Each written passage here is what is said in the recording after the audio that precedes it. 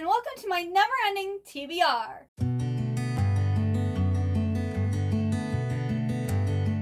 So today we're going to be putting together my June TBR.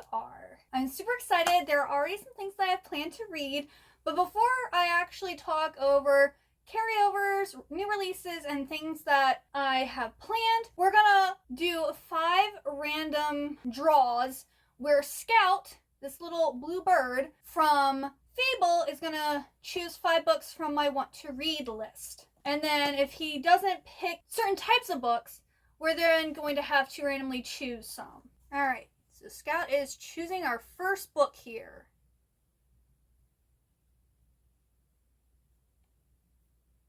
Ooh, the hand on the wall! So this is the 3rd book in the Truly Devious series, which is about this girl who is obsessed with like this mystery crime thing that happened back in the 40s?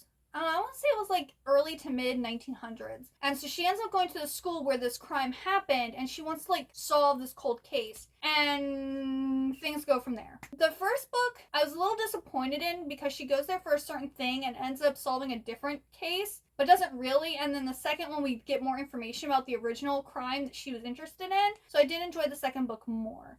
So yeah, our first book is going to be The Hand on the Wall. That's a good pull because I haven't really read many mystery books here recently. So we're going to do it again. Show me Scout's next pick.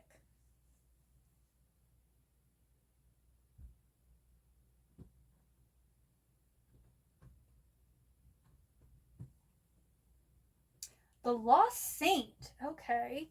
This non-stop sequel to The Dark Divine delivers an even hotter romance and more thrilling action. Okay, I don't remember what this series is about.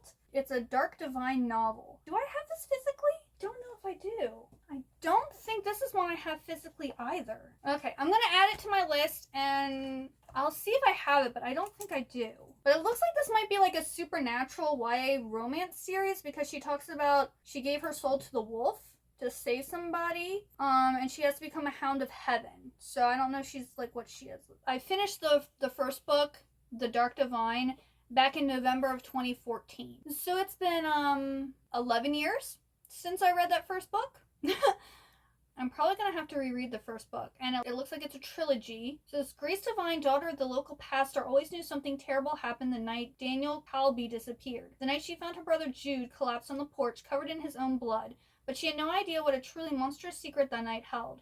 The memories her family has tried to bury resurface when Daniel returns 3 years later and enrolls in Grace and Jude's high school. Despite promising Jude she'll stay away, Grace cannot deny her attraction to Daniel's shocking artistic abilities, his way of getting her to look at the world from new angles, and the strange, hungry glint in his eyes. The closer Grace gets to Daniel, the more she jeopardizes her life as her actions stir resentment in Jude and drive him to embrace the ancient evil Daniel unleashed that horrific night. Grace must discover the truth behind the boy's dark secret and the cure that can save the one she loves. But she may have to lay down the ultimate sacrifice to do it, her soul. I don't remember this book at all. You know, we'll see. I might be too old for this now, but we're gonna give it a go. On to our 3rd random roll.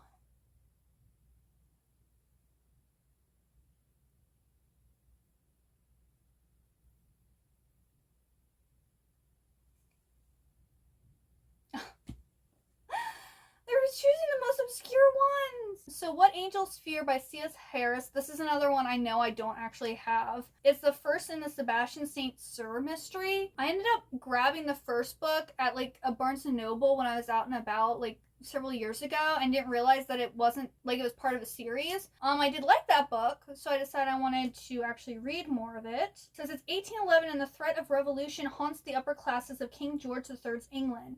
Then the body of a beautiful young woman is found savagely murdered on the altered steps of an ancient church near Westminster Abbey. A dueling pistol discovered at the scene and the dawning testimony of a witness both point to one man, Sebastian St. Cyr, Viscount Devlin, a brilliant young nobleman shattered by his experiences in the Napoleonic Wars.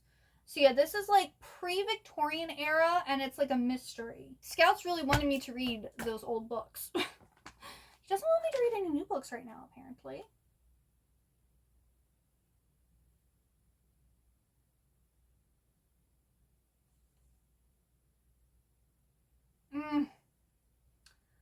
I don't know if I want to read that one right now.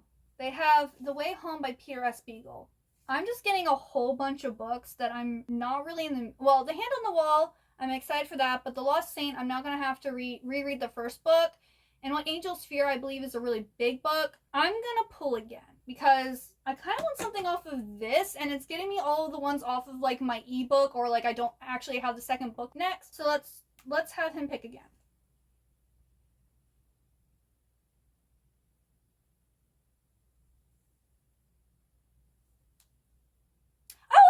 This one works. This is actually the April Fairy Loot box pick. This is one of the books that if we didn't get this certain type of book, we were going to have to pull something separately. So let me go and grab that. So every month, I want to read at least one of my special edition, like Fairy Loot and or Illumicrate books. This will work for that goal that I have each month. So this is The Glittering Edge by Alyssa Valere.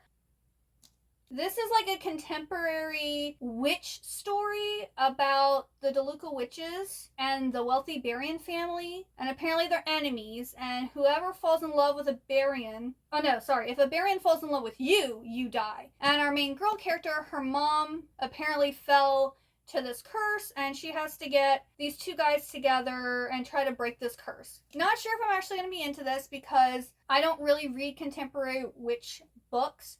So we'll see how magic heavy it is, but I'm going to give it a try. If it ends up not working out for me, I'll just DNF it. So our fifth and final one, as long as they don't give me another, like, really old, I'm hoping I either want something off of here, I want something off of my Romantic Shelf, or an Aardvark or Book of the Month pick. Let's see what happens.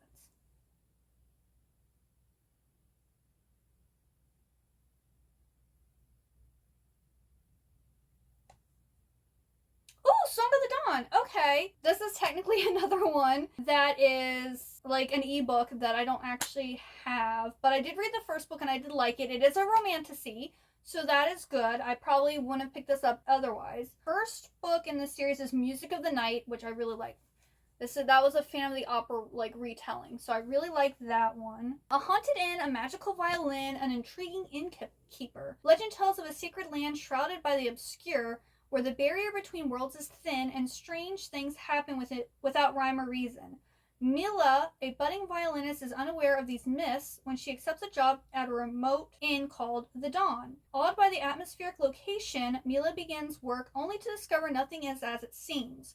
Haunted by unsettling vestiges, mysterious disappearances, and the lure of a magical song, Mila takes it upon herself to unravel the secrets of the inn and its handsome innkeeper. Mila knows she should stay away from him, but every time he appears, her resolve weakens. Fate may have brought them together, but just as romance blooms, she discovers his ghastly secret. He's the harbinger of darkness, and standing by his side is a dangerous choice between life and something much worse than death. And it's got pretty good reviews. It's got 3.86 star rating, and it only has 298 ratings, so this is kind of a lesser known title. Alrighty, so those are all of the random picks, which, let me tell you, Scout went and chose older books that I wasn't really looking at. The only newer release that he chose was The Glittering Edge. Let's go over everything else. We're going to have to talk about carryovers first. So I still haven't finished reading Fearless. I actually haven't even picked it back up yet. So that's going to carry over from April still. We have Bitter Blood by Rachel Kane that's carrying over from April again. This I'm hoping to finish. This one I needed an audiobook to listen to while I work, and they didn't have... This is the Book of the Month book I was supposed to read for May, but I didn't want to purchase the audiobook for this, and I'm not really in the mood to read it physically, so I ended up getting the audiobook for this, and I'm hoping to finish this. This will hopefully be finished by the end of May, and then this will be my Book of the Month book then for June. I'm not going to pull another one because we're just going to say this replaced this one, and we're going to make that now June. What Wakes the Bells? Yeah, I didn't pick this up anymore either. I think I'm going to give it another few chapters, and if I'm still not jiving with it, I'm going to DNF it. I don't know if that's going to happen in May or if it's going to happen in June. I still haven't read The Ragpicker King by Cassandra Clare. This was on my April TBR. I still haven't read Magnolia Parks The Long Way Home by Jessa Hastings. This was on my April TBR. Unforgiven by Lauren Kate. This is from my April TBR. The Shadow Bride by Shelby Mahurin was also on my April TBR. I should be finishing everything from my March TBR. I just finished Cruel is the Light by Sophie Clark early this morning at like 3 something in the morning. And I'm hoping to get Of Goblins and Gold done either today or tomorrow. So March will finally be taken care of. Then I'm going to be reading The Art of Exile, which wasn't on any of my TBRs, but I decided I didn't want to buy a physical copy unless I actually liked the book, and I got it off of Libby already, so I'm planning on reading that. And then the Jasad Heir. I'm like 44 pages into the Jasad Heir, which is technically on my June TBR, but the Illumicrate special edition for the sequel, I think, is going to be June 3rd or 4th, so I kind of actually want to finish reading that before June. So yeah, that's kind of what I'm trying to get read before May is over. And then I ended up not reading any books for that circus-themed reading vlog that I had planned. So those are all carrying over. Next week's video will be my June book haul. I read the back of this, Firelight by Sophie Jordan, and decided I had to read it in June because it sounds so good. It sounds like your typical 2010s YA fantasy romance, and I'm sat for this, and I want to read it ASAP. So I added that to my June TBR. Then Lonely Castle in the Mirror was one of my favorite books. I think it was like 2 years ago, and the author came out with another book. This is currently only available in, like, internationally. I got this from Blackwell's. The US edition is coming out in September, I believe, but this is Lost Souls Meet Under a Full Moon by Mizuki Sugimura. And this is about some guy who has the ability to, like, let you meet someone who's died. And so it's kind of like a cozy, touching, like, translated fiction. So I definitely want to get that read. The sequel, I don't think it's like a direct sequel. I think it's like one of those like interconnected standalone sequels to One Cursed Rose comes out in June. So I want to read the first book to see if I actually like this and like if I like the writing and everything. So I'm going to have to read this one in June. I believe this is like a billionaire dark romance that's inspired by by Beauty and the Beast, I believe. The Wolf and the Woodsman by Ava Reed. I have it on my Kindle, but they're coming out with a beautiful, like, hardcover special edition, and I want to read that book before the special edition comes out in July. So I'll either be reading this book in June or July. It just depends. I forget what date it comes out in July, but I'm going to have to read it before then. So it's tentatively on my June TBR. Then the sequel to The Wren and the Holly Library by K.L. Lind comes out in June, so I need to read this one to see if I want to buy the sequel. This is I think also like a Beauty and the Beast retelling. It's about this girl who ends up getting trapped in this library with a monster, and I think it's like a romance between them. I've heard mixed things about this book, but I want to read it to see if I want to continue the series. My gothic classic book that I'm going to read in June is Dragonwyck by Anya Seton. The gothic romance that features a 18-year-old Miranda Wells who falls under the spell of a mysterious old mansion and its equally fascinating master. Tired of churning butter, weeding the garden patch, and receiving the dull young farmers who seek her hand in marriage, Miranda is excited by an invitation from the upstate New York estate of her distant relative, the intriguing Nicholas Van Ryn. Her passion is kindled by the icy fire of Nicholas, the last of the Van Ryns, and the luxury of Dragonwyck, and a way of life of which she has only dreamed.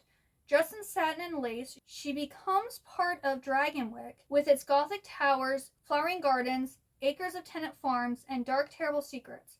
This compelling novel paints a marvelous portrait of a country torn between freedom and feudal traditions, a country divided between the very wealthy and the very poor. This has pretty good ratings. It's 3.79 stars, and there's 6,832 ratings. So yeah, I'm interested in reading that one. I never heard of it before until I went through some like gothic classics like lists. Then I need to read Never Cape by Caroline Peckham and Suzanne Valenti because the sequel to this is coming out in June. This is a very big book. How big is this? It's 723 pages. I think this is set in the same world as Zodiac Academy, but like completely different characters. It says the dragons are lost, the elements are at war, enlisting isn't optional, and I'm falling for a man who wants me dead. Our main character is a fae, and she apparently turned 21 or recently turned 21, and she is sent to Neverkeep, the only place in their besieged continent where their magic can be awakened. And it looks like in this academy they have to fight against the brutal fae from the opposing lands. We also have